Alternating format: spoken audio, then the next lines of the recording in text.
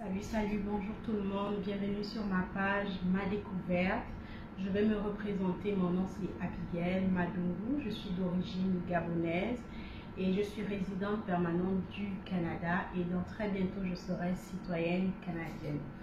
Donc pour ceux qui viennent juste d'arriver sur ma page, n'oubliez pas de vous abonner sur ma page Facebook et YouTube Ma Découverte, pour ne pas rater des vidéos, les prochaines vidéos sur le permis de travail fermé, sur comment ça se passe, c'est quoi le procédé, et aussi pour ne pas rater les vidéos sur le permis d'études pour les étudiants étrangers. Donc aujourd'hui, je viens vous parler en fait des bourses d'exemption supplémentaires pour la province du Québec.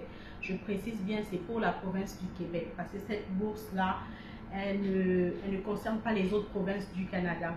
Parce que j'ai eu beaucoup de personnes qui m'ont contacté en me disant, mais en 2023, en août 2023 ou en automne, si vous voulez, 2023, l'école sera gratuite au Canada pour les étudiants étrangers. C'est faux. Donc, si vous avez entendu quelqu'un vous le dire, moi je vous dis c'est faux. Et je pense que j'ai fait un post ce matin sur Facebook où j'ai mis le lien où est-ce que vous pourrez aller vérifier l'information.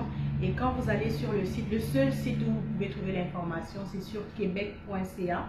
Donc, vous écrivez sur Google québec.ca, vous allez sur la plateforme, vous allez dans éducation, au niveau d'éducation, vous cherchez aide financière.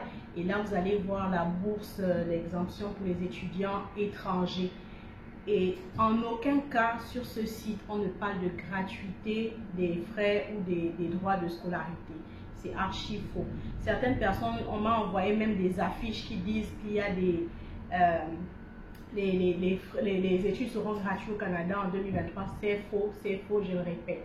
Donc c'était juste pour clarifier ça pour certaines personnes qui pensaient que l'école allait être gratuite. Non, l'école n'est pas gratuite, mais par contre, le prix de la scolarité va être réduit. Sur le site, ils disent que les étudiants étrangers qui vont remplir les critères qu'ils ont mentionnés sur leur site auront le droit de payer le même prix qu'un étudiant québécois. Ça ne veut pas dire que tu ne payes pas parce que même un Québécois, il paye l'école. Encore que eux, ils ont parfois, ils ont d'autres bourses qui font en sorte que ça leur revient complètement moins cher. Donc, c'est quoi les critères pour bénéficier de cette exemption-là? Pour ça, vous n'avez pas besoin de venir m'écrire. Hein. Vous-même, vous pouvez faire les démarches, mais je vais quand même vous détailler étape par étape de quoi il s'agit, comment ça se passe. Donc, la première des choses, c'est de choisir le bon programme. Cette bourse d'exemption ne s'applique pas à tous les programmes. C'est seulement ceux qui vont être inscrits dans les 4 programmes que je vais citer. Technologie de l'information, c'est l'informatique. Ça, c'est le premier programme. Le deuxième, c'est éducation. Donc, que ce soit l'éducation à l'enfance ou l'éducation pour être enseignant, parce qu'il y a une différence entre les institutrices qui travaillent dans les garderies et les enseignants. Donc, tous ceux qui vont faire dans l'éducation, c'est le deuxième programme. Troisième programme ici, on parle de génie. Donc, peu importe le type de génie, mécanique, génie civil, etc. Tout ce qui est dans le génie. Ces formations-là aussi sont considérées comme essentielles. Et la dernière c'est dans le domaine de la santé et des services sociaux. Donc, ceux qui vont appliquer dans ces 4 domaines-là, ils ont déjà rempli un des premiers critères. Parce que le premier critère, c'est la formation. Il y en a juste 4. Si vous êtes inscrit dans l'une des 4 formations, vous avez déjà marqué un point. La deuxième option, le deuxième critère, c'est qu'il faut être un étudiant international, oh my god, c'est-à-dire étranger. C'est pas forcément africain, hein. Ça peut être quelqu'un d'autre, mais pas français. Les étudiants étrangers, à ce moment, si vous êtes étudiant étranger et que vous êtes inscrit à temps plein, donc si vous venez étudier à temps partiel, ça ne s'applique pas à vous, vous n'allez pas bénéficier de cette offre. Il faut être inscrit à temps plein et il faut être étranger. Donc là, on a parlé déjà de 2 critères. Premier critère, je réitère, c'est la formation. Il faut choisir parmi les 4 formations: informatique ou santé ou éducation ou génie. Deuxième critère, il faut être un étudiant étranger et il faut être inscrit dans une session en automne 2023 à temps plein. L'automne, ça commence à partir de quel mois? C'est août. À partir de août 2023, vous allez, si vous êtes inscrit dans, dans une école, vous allez pouvoir bénéficier de ça. Mais il y a un troisième critère. C'est quoi le troisième critère? C'est où est-ce que vous allez être inscrit, c'est dans quelle école. Parce que ce n'est pas toutes les écoles qui sont admissibles à ça. Toutes les écoles du Grand Montréal, quand on parle de Grand Montréal, que ce soit la rive sud, la rive nord, tout ça c'est le Grand Montréal. Donc Laval, La Prairie, Longueuil, Montréal lui-même ou elle-même. Si vous êtes dans l'une de ces écoles-là, vous ne pouvez pas bénéficier de cette bourse. Il faut être inscrit en région. Maintenant, la région c'est vague. Il y en a, je ne sais pas, Trois-Rivières, c'est une région du Québec. C'est une autre ville, mais qui est en région du Québec. Je vais prendre quel exemple? Il y en a plusieurs, par exemple Sainte-Marthe sur le lac, c'est aussi une région. Donc, on n'est pas encore situé sur quels sont les établissements clés qui vont être admissibles. Si vous allez sur le site, vous allez voir que Immigration, bon, le gouvernement, ils ont dit qu'ils allaient revenir sur cette même page pour vous donner la liste des écoles admissibles. Donc, il y a un qui m'a contacté en me disant, lui, il est allé s'inscrire à l'université de Laval. Oui, l'université de Laval, c'est dans le Québec, c'est en région, mais je ne peux pas garantir à cette personne-là que l'université de Laval va être dans la liste des écoles admissibles, parce qu'on ne sait pas. Vu qu'ils ont dit que ce n'est pas toutes les écoles en région qui seront admissibles, c'est eux-mêmes qui vont sélectionner quelle école est admissible. Et ce n'est que quand vous allez voir cette liste que vous saurez si l'école que vous avez choisie est admissible ou non. Si ce n'est pas admissible, ben, vous allez payer le prix normal. Donc ça, c'était quelque chose à clarifier. Si je dois refaire un méli-mélo, un remue-ménage si vous voulez, c'est il faut être inscrit dans l'une des 4 formations que j'ai citées au début, premier critère. Deuxième critère, être un étudiant étranger, être inscrit dans une session à partir de août 2023 à temps plein. Troisième critère, être inscrit en région. Donc, vu qu'on ne connaît pas la liste, moi, je ne pourrais pas suggérer aux gens de faire leur admission maintenant, vu qu'on n'est pas sûr que l'école que vous allez choisir fait partie des écoles admissibles. Peut-être d'ici janvier, on aura déjà la liste et là, on sera mieux situé. Et là, les étudiants pourront choisir quelle école ils vont, dans quelle école ils vont appliquer. Maintenant, à part ça, il y a aussi... juste une minute. Donc, me revoilà. Donc, je disais, à part ça, il y a des gens qui pensent que le fait qu'ils vont avoir la réduction, le fait qu'ils vont payer comme des Québécois, ça voudrait dire qu'ils n'ont plus besoin de respecter les critères du garant ou des preuves financières lors de la demande du visa étudiant. Non, non, non, détrompez-vous. Pourquoi vous devez vous détromper? L'exemption des frais de scolarité, ça ne concerne pas le Canada. Quand on parle ici, généralement quand on dit Canada, on parle du côté fédéral. C'est toutes les autres provinces sauf le Québec. Le Québec a son immigration. Vous allez voir quand vous venez au Québec, vous appliquez dans 2 ministères. Vous allez sur le site de Immigration Québec, vous demandez le CAQ. Puis après, vous partez maintenant sur le site de Immigration Canada pour demander le permis de travail ou le permis d'études parce que celui qui donne le visa, c'est le fédéral. C'est comment on appelle, Immigration Canada. Donc, avant même d'avoir été inscrit dans une école à temps plein et blablabla, oui, l'école peut vous donner l'admission. Après, vous allez demander le CAQ, c'est beau. Mais il vous faut passer par l'étape du visa. Et l'étape du visa, les conditions ne changent pas. Il faut toujours avoir le garant. Pour ceux qui viennent au Québec, le montant qu'on demande d'avoir dans le compte du garant, ce n'est pas 10 000 comme j'avais dit la dernière fois. Pour ceux du Québec, c'est 13 134 si je ne me trompe pas. Ça, vous pouvez le vérifier sur le site de canada.ca. Donc, il faut que le garant ait toujours ce montant-là, ce 13 000. Et ça, c'est le minimum qu'on demande. Ça veut dire, plus il en a, tant mieux. Maintenant, il y en a d'autres qui posent des questions, toujours au sujet du garant. Mon garant, il a le montant dans le compte bancaire, mais on m'a refusé, par exemple, on m'a refusé le visa. Pourtant, j'avais 20 000 $. Mais c'est normal. Si 20 000 $, n'importe qui peut avoir 20 000 $, il suffit d'aller emprunter chez des amis, chez la famille, pour faire la lettre bancaire et prouver que, bon, dans mon compte bancaire, j'ai 20 000 $. Dès qu'il a fini de faire la lettre bancaire, il restitue les fonds. Et les agents d'immigration, ils ne sont pas bêtes, ils le savent. C'est pourquoi, à part le montant qu'il faut avoir dans le compte bancaire, on regarde le salaire. Est-ce que c'est un salaire conséquent? Est-ce que ce salaire te permet de te prendre toi-même en tant que garant, de te prendre en charge dans ton pays et de pouvoir payer aussi l'école à quelqu'un au Canada, à l'enfant que tu veux envoyer? Donc, il ne faut pas mélanger en fait les choses. Donc, oui, pour pouvoir bénéficier de cette exemption, il faut passer l'étape du visa. Et pour passer l'étape du visa étudiant, vous devez avoir un très bon garant. Il y en a beaucoup qui m'écrivent, qui veulent étudier, ils veulent étudier. Oui, il ne suffit pas de vouloir étudier. Malheureusement, pour étudier au Canada, ça prend énormément de sous. Ça prend énormément de sous. Donc, si vous n'avez pas un garant qui répond aux critères que moi j'ai énumérés dans le catalogue, c'est même pas la peine de m'écrire parce que quand les gens me posent des questions, je ne réponds pas. Je ne peux même pas d'abord répondre à tout le monde. Aujourd'hui, je me suis levée, j'avais 500 messages. 500 messages WhatsApp, je commence par où? Je ne peux pas. Et tu vas sur Facebook, il y en a des tonnes et des tonnes. Malgré que dès que quelqu'un vient sur mon WhatsApp, ça t'envoie automatiquement le lien du catalogue où tu as la possibilité de voir quelles sont les formations que moi je suggère aux gens d'appliquer. Et tu as la possibilité d'aller voir l'information sur le garant. Quelles sont les conditions que le garant doit remplir, c'est quoi le montant qu'il doit avoir dans le compte et quel est un exemple de son salaire, le salaire qu'il doit avoir. Certains, la dernière fois je parlais avec une dame qui voulait être garant pour son enfant, mais elle avait un revenu de 600 000 francs. Ça ne peut pas passer parce qu'avec 600 000, comment tu peux payer l'école de 3 millions au Canada?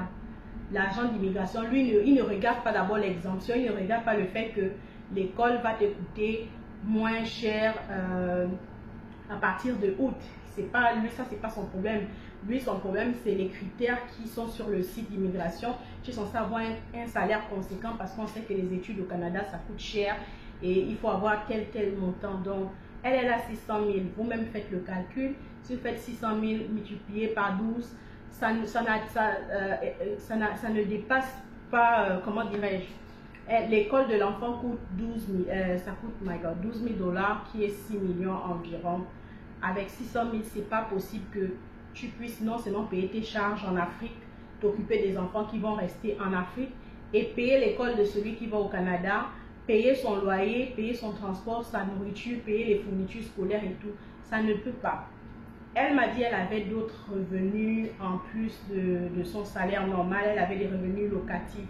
Je dis c'est très bien, mais il faut prouver donc que ces revenus-là t'appartiennent. Est-ce que tu as le titre foncier? Non. Donc, ça ne marche pas. Donc, ce que moi, je vais vous donner comme petit topo pour le garant, prenez toutes les preuves financières que votre garant a. Si c'est votre père et qu'il a des terrains, s'il a les titres fonciers de ces terrains-là, il doit les inclure comme quoi il a ces terrains des valeurs de temps. S'il a une entreprise qui est enregistrée, bien sûr, il doit prouver qu'il a une entreprise et c'est quoi les revenus de son entreprise. Si c'est, à part s'il a des revenus de location, il doit prouver que l'immeuble qui est en location là, ça lui appartient, il a le titre foncier à son nom. Donc quand on rassemble tout ça, ça fait en sorte que, ok, la personne a peut-être un revenu d'emploi, mais à part ce revenu d'emploi là, il a d'autres sources de revenus. Donc ce n'est pas juste le 10 000 $ ou le 13 000 $ plus le revenu, c'est pas juste ça. C'est toutes les preuves que vous avez pour pouvoir, tout type de revenus que vous avez, que vous pouvez prouver pour pouvoir augmenter vos chances de passer au niveau des preuves financières. Parce que sinon, il y en a beaucoup qui veulent bien étudier, mais ça ne marche juste pas. Donc, c'était tout pour aujourd'hui. Je ne veux pas faire une longue vidéo, c'était vraiment juste pour éclairer les personnes qui attendent la rentrée de août 2023 pour pouvoir bénéficier de la scolarité réduite parce qu'ils vont payer comme des Québécois. Donc, c'était juste pour ça. Je vais vous mettre le lien dans la description de la vidéo YouTube. Le site où vous pouvez aller vérifier, je vous ai dit, c'est québec.ca. Mais je vais quand même vous mettre le lien, comme ça vous pourriez aller voir.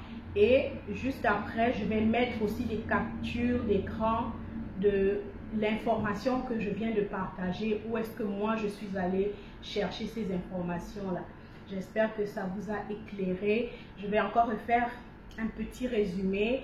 Aujourd'hui, on a parlé de l'exemption supplémentaire du Québec pour les étudiants étrangers. Seulement les étudiants qui sont inscrits à temps plein et qui sont étrangers, qui sont inscrits à temps plein dans une session, qui sont étrangers, les étudiants qui sont inscrits dans l'un des 4 programmes que je vais citer, technologie de l'information, génie, santé, éducation, juste ça. Et ces élèves-là doivent être inscrits dans des écoles ou des universités ou cégep en région. Sauf que la liste n'est pas encore sortie.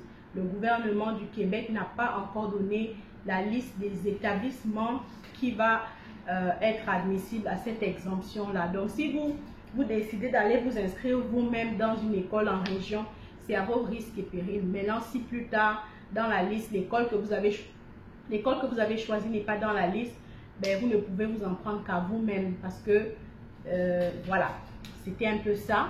La prochaine fois, je vais faire une vidéo sur les bourses d'excellence parce que j'ai vu aussi, quelqu'un m'a envoyé une vidéo avec la fiche pour me demander est-ce que cette bourse-là, elle est réelle et tout. Sauf que la personne faisait payer des frais de consultation de 50 000 pour la bourse et il y a des informations qu'il n'a pas mentionnées. Ça veut dire quoi? Bref, je ne vais pas parler de ça maintenant. Je vais garder pour la prochaine vidéo pour pouvoir éclairer le plus grand nombre de personnes pour éviter que vous puissiez tomber sur cette arnaque-là d'aller payer alors que vous-même, vous pouvez appliquer pour la bourse directement. Sur ma page Facebook, si vous descendez, je crois en début du mois de juillet, j'ai mis le lien de Québec Emploi, quelque chose comme ça. C'est là-bas où on parle de cette bourse en question et j'ai énuméré les critères. Ceux qui ne veulent pas aller lire sur le site, ils pourront lire les critères sur ma page Facebook. Et s'ils cliquent sur le lien, s'ils veulent directement appliquer, ils vont directement appliquer, ils vont voir c'est quoi les documents à fournir. Moi, je n'aide pas pour ces bourses-là, je n'aide pas les étudiants à appliquer pour la bourse. Et ça, je l'ai précisé sur mon catalogue aussi. Ceux qui sont intéressés à la bourse, c'est à eux-mêmes d'aller démarcher. Je vous donne le lien, je vous donne les conditions. Si vous pensez que vous répondez aux critères, allez-y appliquer. Vous ne perdez rien.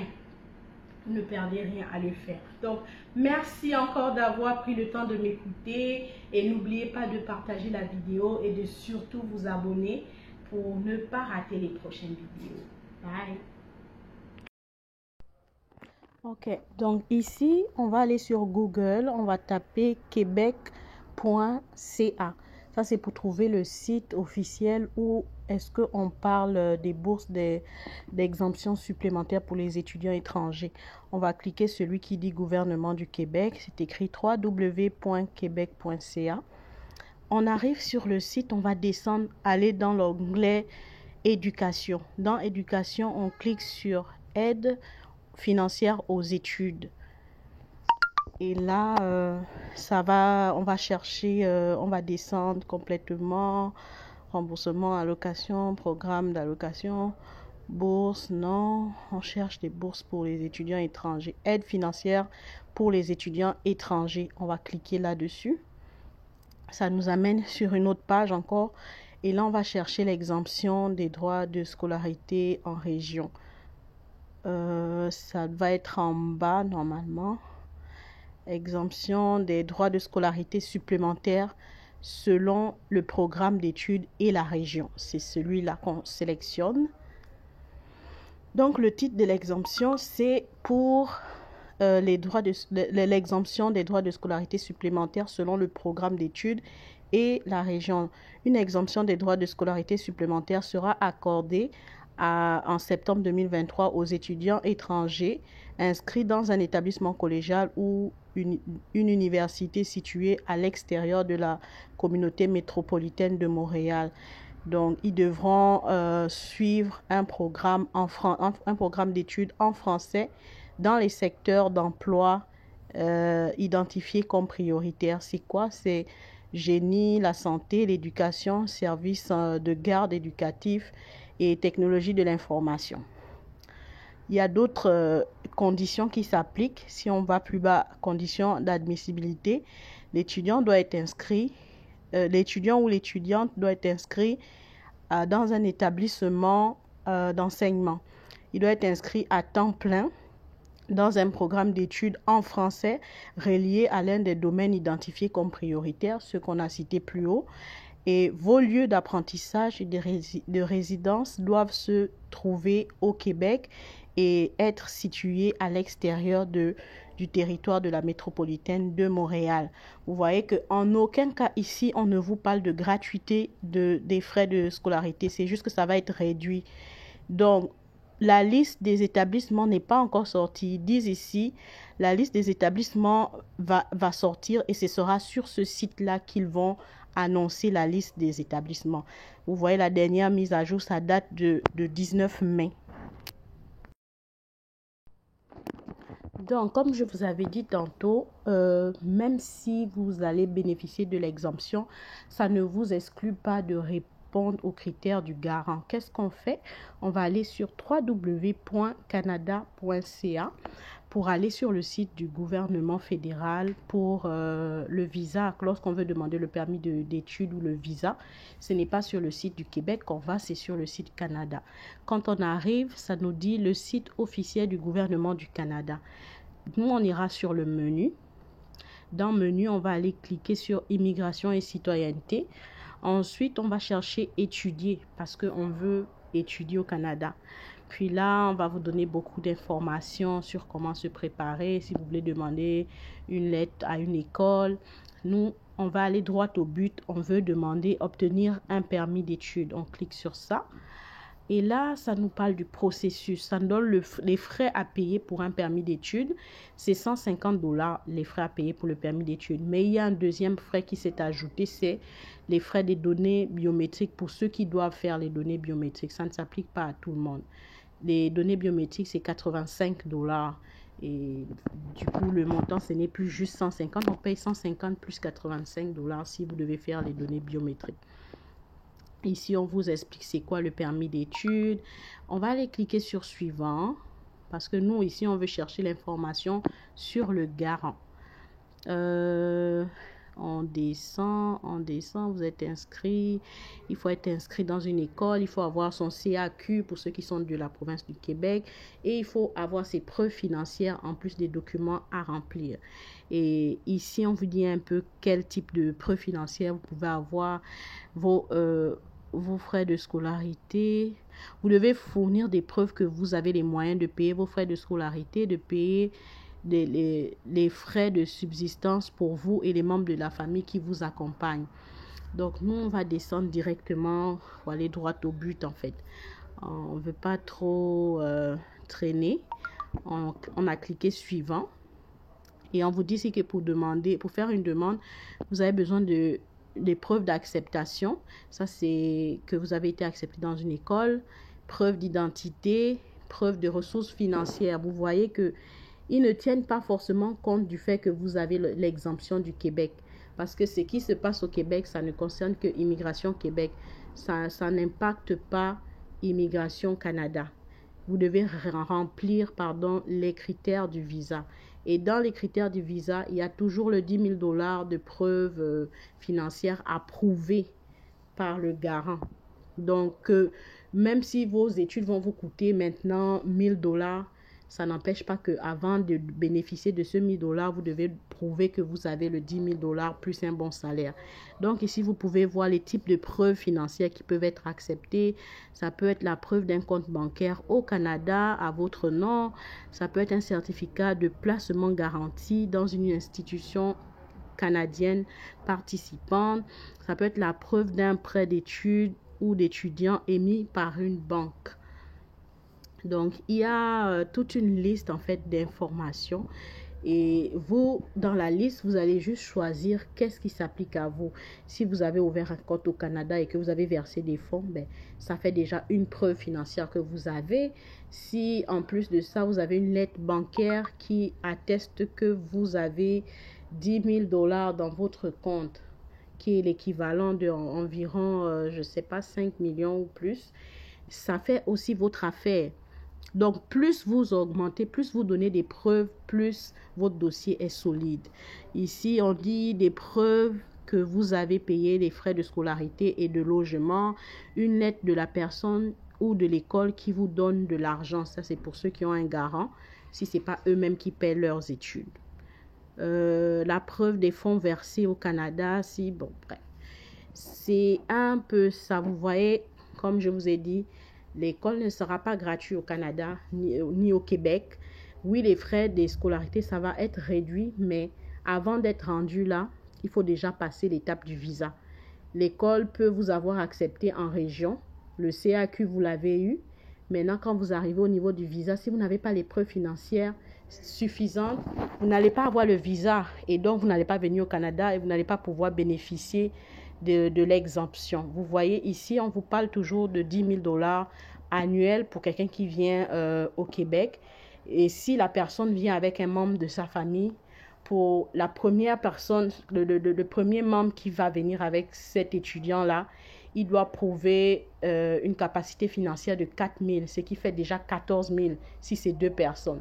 Maintenant, si l'étudiant vient avec 2 enfants, à ce moment, ce sera 10 000 pour l'étudiant lui-même, 4 000 pour le deuxième, la première personne qui l'accompagne et 3 000 pour la deuxième personne qui l'accompagne. Et ce qui va faire un total de 17 000 $ comme preuve financière. Ça, c'est le montant qu'il va avoir dans le compte. À part ce montant-là, la personne qui paie l'étude doit prouver qu'il a aussi un salaire conséquent. Il ne suffit pas d'avoir le montant là dans le compte parce que les agents ne sont pas bêtes. Ils savent que certaines personnes peuvent emprunter de l'argent avec leur famille et mettre l'argent dans le compte bancaire. Ensuite dire à la banque, faites-moi une lettre qui dit combien j'ai dans le compte. Ils sont pas bêtes. Du coup, on va regarder le montant qui est dans le compte bancaire. On va regarder aussi le salaire pour voir est-ce que c'est logique. Est-ce qu'avec un tel salaire, vous pouvez payer l'école de votre enfant au Canada. Donc, ça, c'est ça. On ne peut pas savoir à l'avance votre dossier va tomber sur quel type d'agent au niveau de l'immigration. Donc, je ne souhaite pas que quelqu'un se lance juste en se disant l'école va être gratuite. Du coup, je vais forcément avoir le visa parce que l'école va me coûter peut-être 1 000 $. Non, c'est pas comme ça que ça marche. Vous avez vu vous-même les conditions. Vous avez vu le site du Québec et vous avez vu le site du Canada. Ils n'ont pas les mêmes règles. Donc, il faut respecter les règles du Québec. Il faut aussi respecter les règles du Canada. Donc, je vous souhaite bonne chance dans votre démarche.